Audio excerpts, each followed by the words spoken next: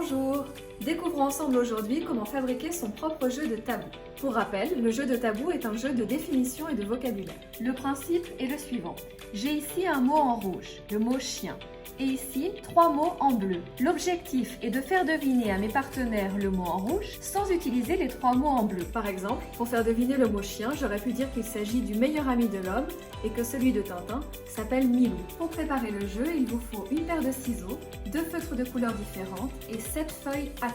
Je prends toutes les feuilles blanches et je les plie toutes. Une fois en deux, 2 fois, 3 fois, je déplie et je coupe sur les plis. J'obtiens ainsi 56 cartes de même taille. Sur chacune des cartes, j'écris en rouge un mot à faire deviner et en bleu les mots tabous. Aujourd'hui, je souhaite créer un jeu de tabou sur le thème du voyage. Je vais donc écrire 56 mots en rouge à faire deviner en lien avec le voyage. Une fois que j'ai trouvé tous mes mots, je définis pour chacun d'entre eux les mots tabous. Pour visa, je propose d'interdire le mot passeport et le mot douane. Pour bateau, j'interdis le mot mer, le mot voyage et le mot océan, ainsi de suite. L'idéal est de proposer 2 à 3 mots tabous.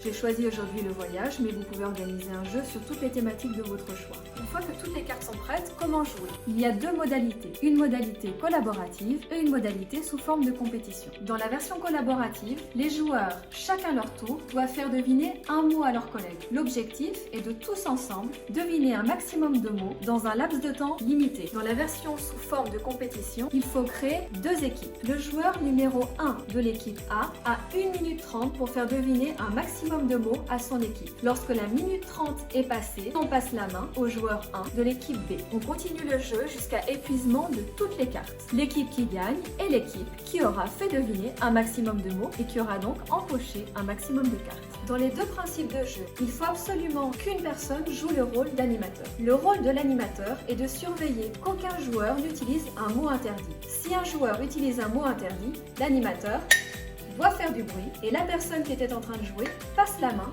au joueur suivant. Le nombre de cartes et le temps de jeu peuvent être adaptés en fonction de l'âge et du niveau des joueurs. Bon jeu!